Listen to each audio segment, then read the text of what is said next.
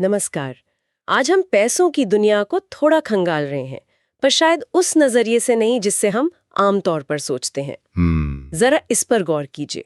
एक रिपोर्ट है, विश्व असमानता रिपोर्ट 2022।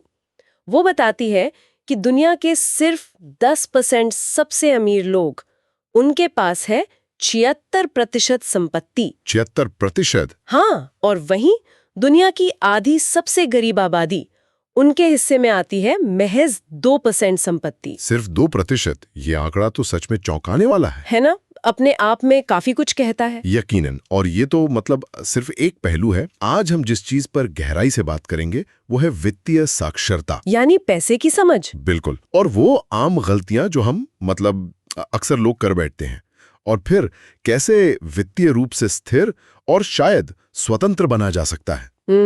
इसके लिए हमारे पास कई तरह के स्रोत भी हैं, जैसे विशेषज्ञों से बातचीत, कुछ रिपोर्ट्स के आंकड़े, लेखों का विश्लेषण, और हाँ, मौजूदा आर्थिक और शैक्षिक व्यवस्थाओं पर कुछ कह सकते हैं आलोचनात्मक नजरिए भी हैं। स्रोतों में काफी विविधता है इस बार। सही कहा। तो हमारा इरादा साफ है, इन सभी स्रोतों से काम की बातें निकालना, एक गहरी समझ बनाना, हाँ, और जरूरी नुक्ते निकालकर सामने रखना, ताकि पैसों को लेकर एक बेहतर समझ बन सके और शायद वित्तीय स्वतंत्रता की राह पर आगे बढ़ने में कुछ मदद मिले। बिल्कुल। तो तैयार है इस जानकारी के सफर के लिए? चलिए शुरू करते हैं। ठीक है। तो पहले वो जो वैश्विक असमानता की बात आपने शुरू की, उसी तस्वीर को थोड़ा और साफ करते हैं। हाँ, बिल्कुल। तो रिपोर्ट ये कहती है कि टॉप 10% लोग, उनके पास है 76% संपत्ति। जी। लेकिन सिर्फ संपत्ति नहीं, आमदनी की बात करें तो भी फासला बहुत बड़ा है। अच्छा, कितना? यही टॉप 10% लोग कमाते हैं पूरी दुनिया की आय का 52%। 52%। और जो नीचे की आधी आबादी है, मतलब 50% लोग, उन्हें मिलता है सिर्फ 8.5%। सिर्फ 8.5%। ये तो बहुत ही ज्यादा अंतर है। और अगर औसत आय और संपत्ति की बात करें, जो रिपोर्ट में 2021 के आंकड़े दिए पीपीपी के आधार पर, हाँ, क्रय शक्ति समता, मतलब अलग अलग देशों में चीजों की कीमतें ध्यान में रखते हुए, हाँ, तो उसके हिसाब से एक औसत वयस्क की सालाना आय करीब 16,700 यूरो, यानी लगभग 23-24 हजार अमेरिकी डॉलर, और औसत संपत्ति करीब 72,900 यूरो, लगभग 1 लाख डॉलर से थोड़ा ज्यादा। पर ये औसत का आंकड़ा, ये अक्सर असलियत छुपा लेता है ना? हाँ, बिल्कुल, यही मैं कहने वाला था। ये औसत जो है ना, वो कई देशों के अंदर जो भारी असमानता है उस पर पर्दा डाल देता है। मिसाल के तौर पर रिपोर्ट दिखाती है कि यूरोप में टॉप 10% का आय हिस्सा करीब 36% है। ठीक है। लेकिन मिडल ईस्ट और नॉर्दर्न अफ्रीका, मतलब मेना क्षेत्र में, ये 58% है। हाँ। और एक और दिलचस्प बात, किसी देश की राष्ट्रीय औसत आय कितनी है, इससे ये अंदाजा लगाना मुश्किल है कि उस देश के अंदर कितनी असमानता होगी। अच्छा, मतलब जैसे अमेरिका और स्वीडन दोनों अमीर देश हैं, पर असमानता के स्तर में जमीन आसमान का फर्क है। हाँ, ये तो है। इसी तरह ब्राजील और भारत जैसे देशों की तुलना अगर मलेशिया या उरुग्वे से करें तो असमानता की बिल्कुल अलग तस्वीर दिखती है। तो ये तो हुई वैश्विक तस्वीर, मतलब दुनिया भर का हाल। पर इसका असर हम अपनी रोजमर्रा की जिंदगी में कैसे देखते हैं? विश्व असमानता रिपोर्ट एक और अहम बात कहती है। अमीर देशों में पिछले कुछ दशकों में सार्वजनिक संपत्ति, यानी सरकार के पास जो संपत्ति है, हाँ, वो घटी है, जबकि निजी संपत्ति बढ़ी है। इसका क्या मतलब निकाला जाए? इसका एक सीधा मतलब ये है कि सरकारों की, आप कह सकते हैं, असमानता या दूसरी सामाजिक आर्थिक चुनौतियों से निपटने की जो क्षमता है वो कमजोर हुई है। अच्छा। जब सरकार के संसाधन घटते हैं और निजी हाथों में संपत्ति ज्यादा जमा होती जाती है, तो सरकार के लिए नीतियां बनाकर जमीनी स्तर पर बदलाव लाना मुश्किल हो जाता है। रिपोर्ट तो साफ तौर पर कहती है कि भाई असमानता कोई कुदरती नियम नहीं है, ये नीतियों का, मतलब राजनीतिक पसंद का नतीजा है। यानी इसे बदला जा सकता है। हाँ, नीतियां इसे कम भी कर सकती हैं और बढ़ा भी सकती हैं। और इस बड़ी तस्वीर के बीच में व्यक्तिगत स्तर पर हम भी तो कई बार कुछ चूक कर जाते हैं, जो हमारी माली हालत को शायद और बिगाड़ देती हैं। बिल्कुल। जी बिजनेस का एक लेख है, वो कुछ ऐसी ही आम गलतियों पर बात करता है। पहली है बिना सोचे समझे गैर जरूरी चीजों पर खर्च करना। जैसे बार बार बाहर खाना, रोज वो महंगी वाली कॉफी पीना, या ऐसे सब्सक्रिप्शंस ले लेना जिनका हम इस्तेमाल भी नहीं करते। हाँ, ये बहुत होता है। ये छोटे छोटे लगते हैं पर हाँ, पर साल के आखिर में देखो तो एक बड़ी रकम बन जाती है। बिल्कुल। और दूसरी बड़ी गलती जो आजकल बहुत दिखती है वो है क्रेडिट कार्ड के सहारे एक बड़ी जिंदगी जीने की कोशिश करना। हाँ, मतलब कमाई से ज्यादा खर्च करना। बिल्कुल। और फिर क्रेडिट कार्ड के भारी ब्याज के जाल में फंस जाना। ये एक ऐसा चक्रव्यूह है जिससे निकलना बहुत मुश्किल हो सकता है। इसका सीधा ताल्लुक शायद उस आकांक्षा से भी है जो समाज में दिखती असमानता पैदा करती है। ये भी हो सकता है। अच्छा, तीसरी गलती जिसका जिक्र है वो है बचत न करने की आदत। हाँ, ये भी बहुत आम है। कई लोग महीने के अंत में बिल्कुल खाली हाथ होते हैं, कोई इमरजेंसी फंड नहीं होता। ऐसे में अगर अचानक नौकरी चली जाए या कोई मेडिकल इमरजेंसी आ जाए तो स्थिति बहुत गंभीर हो सकती है। और चौथी गलती जिसे अक्सर लोग नजरअंदाज कर देते हैं वो है रिटायरमेंट के लिए योजना ना बनाना या निवेश ना करना। हाँ, जबकि भारत में ईपीएफ है, हाँ, एम्प्लॉय प्रोविडेंट फंड, पीपीएफ है, पब्लिक प्रोविडेंट फंड, एनपीएस यानी नेशनल पेंशन सिस्टम, ऐसे कई विकल्प मौजूद हैं। बिल्कुल। लेकिन कई लोग इनमें निवेश ही नहीं करते। नतीजा ये कि उन्हें शायद बुढ़ापे में भी मजबूरी में काम करते रहना पड़े। सही बात है। और ये सारी गलतियां मिलकर क्या करती हैं? कर्ज का बोझ बढ़ाती हैं, मानसिक तनाव पैदा करती हैं। हाँ, बजाज फिनसर्व का स्रोत भी यही कहता है कि वित्तीय समझ से तनाव कम होता है। बिल्कुल। और भविष्य को अनिश्चित बनाती हैं। जी बिजनेस का लेख एक और बात कहता है कि हमें ऐसी चीजों पर लोन लेने से बचना चाहिए जिनका मूल्य समय के साथ घटता है, जैसे महंगी गाड़ी या लेटेस्ट गैजेट्स। हाँ, और अपना ध्यान निवेश पर लगाना चाहिए। तो ये चुनौतियां तो साफ है। अब समाधान की तरफ बढ़ते हैं। 2 शब्द हैं जो बार बार सुनने को मिलते हैं। एक है वित्तीय साक्षरता, फाइनेंशियल लिटरेसी, और दूसरा वित्तीय स्वतंत्रता, फाइनेंशियल फ्रीडम। सुनने में तो अच्छे लगते हैं, पर इनका असली मतलब क्या है? बजाज फिनसर्व के अनुसार वित्तीय साक्षरता का मतलब है पैसे को समझदारी से संभालने की काबिलियत। जैसे बजट बनाना, बचत करना, निवेश के विकल्प समझना और उधार लेने के नफा नुकसान को जानना, ये सब इसमें शामिल हैं। और ये जरूरी क्यों है? क्योंकि ये हमें आर्थिक सुरक्षा देती है, हमारे लक्ष्यों को, चाहे वो छोटे हों या बड़े, उनको पाने में मदद करती है। हाँ। पैसे से जुड़ा तनाव कम करती है और यहाँ तक कि हमारी आने वाली पीढ़ियों के लिए भी एक बेहतर आर्थिक नींव रख सकती है। और वित्तीय स्वतंत्रता, आईसीआईसी डायरेक्ट उसे कैसे समझाता है? आईसीआईसी डायरेक्ट के मुताबिक वित्तीय स्वतंत्रता वो स्थिति है जब आप बिना किसी आर्थिक चिंता के अपने खर्चे उठा सकें। मतलब पैसे की टेंशन ना हो। हाँ, आपके पास पर्याप्त बचत और निवेश हो और आप अपनी मर्जी की जिंदगी जी सकें। अपनी मर्जी की जिंदगी। सीधे शब्दों में कहें तो पैसा आपके लिए काम करे, न कि आप सिर्फ पैसे के लिए काम करते रहें। लेकिन ये अपनी मर्जी की जिंदगी तो हर किसी के लिए अलग होगी। बिल्कुल सही कहा। और यही बात आईसीआईसी डायरेक्ट भी कहता है कि भाई वित्तीय स्वतंत्रता एक बहुत ही व्यक्तिगत लक्ष्य है। किसी के लिए इसका मतलब जल्दी रिटायर होना हो सकता है, किसी के लिए अपनी पसंद का काम करना, किसी के लिए शायद दुनिया घूमना। सही। लेकिन इस मंजिल तक पहुंचने का रास्ता वो वित्तीय साक्षरता से होकर ही गुजरता है। मतलब पहले समझ, फिर स्वतंत्रता। बिल्कुल। इसके लिए कुछ बुनियादी चीजें सीखनी होंगी, जैसे बजट बनाना और उस पर टिके रहना। ये सबसे मुश्किल लगता है। हाँ है। तो फिर बचत करना, खासकर एक इमरजेंसी फंड बनाना जिसमें कम से कम 3 से 6 महीने के जरूरी खर्चे कवर हो सकें। ये बहुत जरूरी है। फिर कर्ज को संभालना, गैर जरूरी कर्ज से बचना, और हाँ, ब्याज दरों को समझना बहुत जरूरी है।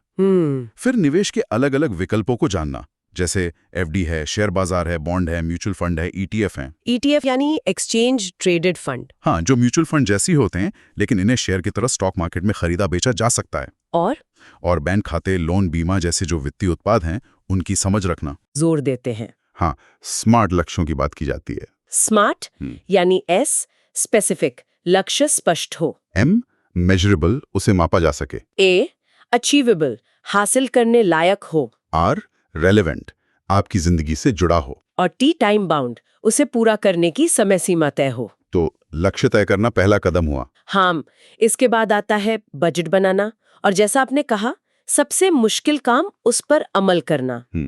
अपनी आमदनी और खर्चों पर नजर रखना बेहद जरूरी है। इसके लिए कई तरीके हैं, जैसे शायद 50-30-20 का नियम अपनाना। अच्छा, ये क्या है? मतलब अपनी आय का 50% जरूरतों पर खर्च करें, 30% अपनी इच्छाओं पर और 20% बचत और निवेश में लगाएं। ये एक गाइडलाइन जैसी है। ठीक है, समझ गए।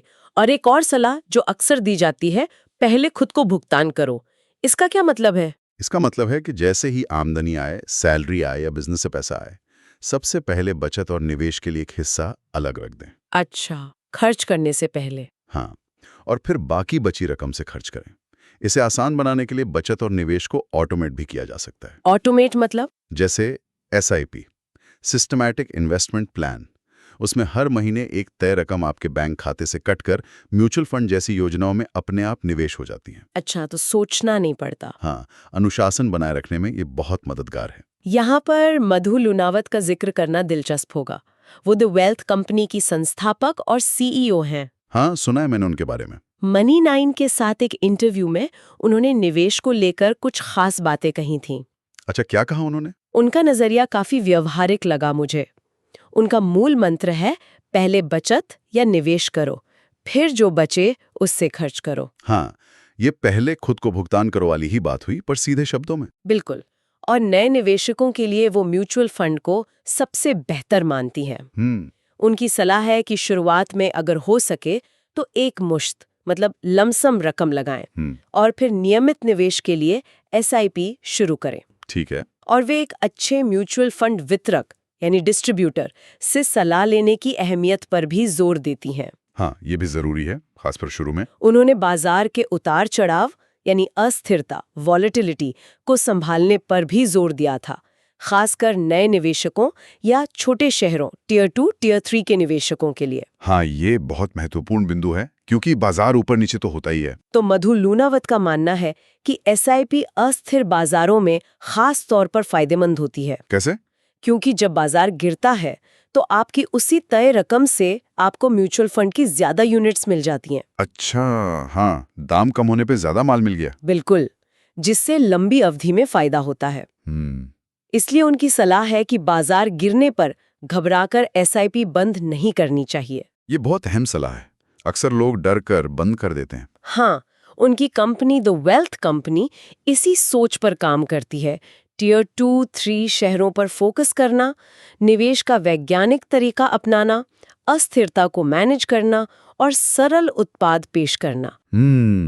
वे मानती हैं कि खासकर पहली बार निवेश करने वालों के लिए म्यूचुअल फंड वितरक का वो मानवीय संपर्क और मार्गदर्शन बहुत जरूरी है। हाँ, टेक्नोलॉजी के साथ साथ इंसान की जरूरत भी है। उनकी कंपनी ने अपनी AMC भी शुरू की है ना? हाँ, एसेट मैनेजमेंट कंपनी जो लोगों का पैसा लेकर निवेश करती है, ये भी उन्होंने बताया। काफी प्रभावशाली। और मधु लुनावत की अपनी कहानी भी काफी प्रेरणादायक है। ये दिखाती है कि कैसे वित्तीय समझ और नियंत्रण सशक्तिकरण ला सकता है, खासकर महिलाओं के लिए। अच्छा, क्या है उनकी कहानी? उन्होंने इंटरव्यू में बताया कि वो एक निम्न मध्यम वर्गीय परिवार से आती हैं, 16 साल की उम्र से काम कर रही हैं। 16 साल की उम्र से? हाँ, अपने परिवार में पहली सदस्य थीं जो कॉलेज गईं, फिर चार्टर्ड अकाउंटेंट बनी, इन्फोसिस जैसी बड़ी कंपनी में काम किया और फिर अपना बिजनेस शुरू किया, जिसके लिए लोन लेकर अपने घर पर ही रिसेप्शन बनाया था। अरे वाह, मतलब बिल्कुल जमीन से शुरुआत। बिल्कुल। आज वो पाटोमैथ ग्रुप और अपनी AMC चला रही हैं। ये तो सच में प्रेरणादायक है। और उनको फलसफा, तुम्हारा पैसा तुम्हारा पैसा, मेरा पैसा मेरा पैसा। हाँ, ये उन्होंने मजाकिया अंदाज में कहा था, पर ये आत्मनिर्भरता और महिलाओं के अपने वित्तीय नियंत्रण की अहमियत को दिखाता है। बिल्कुल। उनका मानना है कि जब महिलाएं अपने पैसे से जुड़े फैसले खुद लेती हैं तो वे वास्तव में सशक्त महसूस करती हैं। इसी सोच के साथ उन्होंने MFDD नाम की एक पहल भी शुरू की है। MFDD, ये क्या है? इसका मकसद है महिला म्यूचुअल फंड वितरकों को सशक्त बनाना, उन्हें ट्रेनिंग देना, मौके देना। बहुत बढ़िया पहल है ये तो। हाँ, तो ये तो हुई व्यक्तिगत सशक्तिकरण और रणनीतियों की बात। लेकिन कुछ स्रोत हमें उस बड़ी व्यवस्था पर भी सोचने को मजबूर करते हैं जिसमें हम रहते हैं। मतलब सिस्टम पर सवाल। हाँ, जैसे साकलेन खान का एक स्रोत है जो हमारी शिक्षा प्रणाली पे ही सवाल उठाता है। अच्छा, क्या सवाल है? सवाल ये कि क्या ये प्रणाली हमें सिर्फ नौकरी करने वाले आज्ञाकारी कर्मचारी बनाने के लिए डिजाइन की गई है, न कि स्वतंत्र रूप से सोचने वाले या उद्यमी बनने के लिए? ये एक काफी गहरा और गंभीर सवाल है। स्रोत पूछता है कि अगर शिक्षा इतनी ही प्रभावी है तो भारत में 42% स्नातक ग्रेजुएट्स बेरोजगार क्यों हैं? 42%, ये तो बहुत बड़ा आंकड़ा है। हाँ, IIT जैसे प्रतिष्ठित संस्थानों में भी प्लेसमेंट की समस्या क्यों आ रही है? इस आलोचना को इस विचार से भी जोड़ा जाता है कि हमारी आधुनिक शिक्षा प्रणाली शायद प्रूशिया मॉडल से प्रेरित है। Prussia model? हाँ, जिसके बारे में कहा जाता है कि उसका मुख्य उद्देश्य था आज्ञाकारी सैनिक और नागरिक तैयार करना और बाद में औद्योगिक क्रांति के दौरान फैक्ट्री के लिए मजदूर तैयार करना। अच्छा, तो ये आलोचना है कि सिस्टम हमें सवाल पूछने के बजाय आदेश मानने वाला बनाता है। कुछ इसी तरह की बात। इसे जागरण अखबार के लेख के उस बिंदु से भी जोड़ सकते हैं जहां कहा गया है कि कभी-कभी धन और शक्ति के बल पर कम पढ़े लिखे लोग भी पढ़े लिखों पर शासन करते नजर आते हैं। ये एक विरोधाभास तो दिखता है समाज में। शिक्षा प्रणाली के अलावा आर्थिक व्यवस्था यानी पूंजीवाद, उस पर भी चर्चा है। हाँ। रेडिट के एक स्रोत में late capitalism, advance capitalism, surveillance capitalism ऐसे शब्दों का जिक्र है। ये क्या दर्शाते हैं? देखिए, ये शब्द मूल रूप से हमारे समय के पूंजीवाद के स्वरूप को समझने और उसकी व्याख्या करने के प्रयास हैं। अच्छा। लेट कैपिटलिज्म जैसे शब्द अक्सर उन विरोधाभासों या समस्याओं की ओर इशारा करने के लिए इस्तेमाल होते हैं जो आज के पूंजीवाद में दिखते हैं। कैपिटलिज्म हाँ। वो इस बात पर केंद्रित है कि कैसे टेक्नोलॉजी कंपनियां हमारे डेटा का इस्तेमाल करके मुनाफा कमा रही हैं, हमारी निगरानी करके। अच्छा। स्रोत ये भी कहता है कि पूंजीवाद बहुत लचीला है। हाँ। वो अपना आकार बदलता रहता है। और विश्व असमानता रिपोर्ट के आंकड़े भी तो यही दिखाते हैं कि तमाम बदलावों के बावजूद वैश्विक असमानता का स्तर आज भी लगभग वैसा ही है जैसा 20वीं सदी की शुरुआत में था। यानी ढांचा बदला नहीं है ज्यादा। कम से कम असमानता के मामले में तो नहीं लगता। ये सब हमें सोचने पर मजबूर करता है कि व्यक्तिगत वित्तीय योजना बनाते समय इन बड़ी आर्थिक ताकतों को समझना कितना जरूरी है। बिल्कुल। ये सारी चर्चा हमें वापस जागरण अखबार के लेख के मूल संदेश पर लाती है। हाँ, उसमें क्या कहा गया था? लेख कहता है कि शिक्षा, जिसमें वित्तीय शिक्षा भी शामिल है, वो सिर्फ नौकरी पाने का जरिया नहीं है, बल्कि ये सशक्तिकरण का और एक बेहतर समाज बनाने का माध्यम है। ये संसाधनों का सही इस्तेमाल करने के बारे में है। लेख कहता है कि शिक्षा पर खर्च किया गया धन ही पैसे का सबसे सही उपयोग है। ये एक महत्वपूर्ण बात है। और ये भी कि धन जरूरी है, इसमें कोई शक नहीं, लेकिन सब कुछ नहीं है। इंसानियत और मन की शांति भी उतनी ही महत्वपूर्ण है। बिल्कुल सही। तो आज की इस पूरी पड़ताल से जो मुख्य बातें निकल कर आ रही हैं वो क्या हैं, संक्षेप में कहें तो? मेरे ख्याल से पहली बात, अपनी मौजूदा वित्तीय स्थिति को ईमानदारी से समझना, कहाँ खड़े हैं हम। हाँ, सच्चाई का सामना करना। दूसरी, उन आम गलतियों से बचना जो हमें पीछे धकेलती हैं, जैसे बिना सोचे खर्च करना या बचत न करना।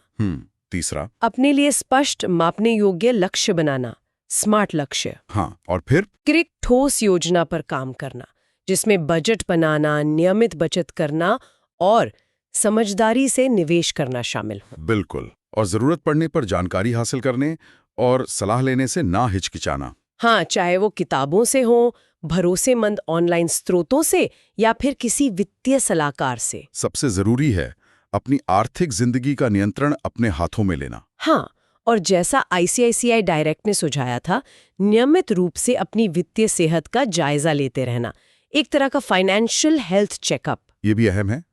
तो इस चर्चा के अंत में एक विचार छोड़कर जाना चाहूंगा मैं। हाँ, जरूर। हमने स्रोतों में पूंजीवाद के अलग अलग चरणों या प्रकारों का जिक्र सुना, लेट कैपिटलिज्म, एडवांस्ड, सर्वाइलेंस वगैरह। हमारी व्यक्तिगत वित्तीय योजनाएं और लक्ष्य तो हम आज बनाते हैं, लेकिन क्या इन बड़ी आर्थिक संरचनाओं या सिस्टम कैसे काम करते हैं, भविष्य में कैसे बदल सकते हैं, इनकी समझ हमारी लंबी अवधि की रणनीतियों को प्रभावित कर सकती है या करनी चाहिए? ये तो वाकई एक गहरा सवाल है। इस पर सोचना जरूरी है। हाँ, शायद इस पर सोचना फायदेमंद हो। निश्चित रूप से। इसी विचार के साथ आज की इस गहन पड़ताल को यहीं विराम देते हैं।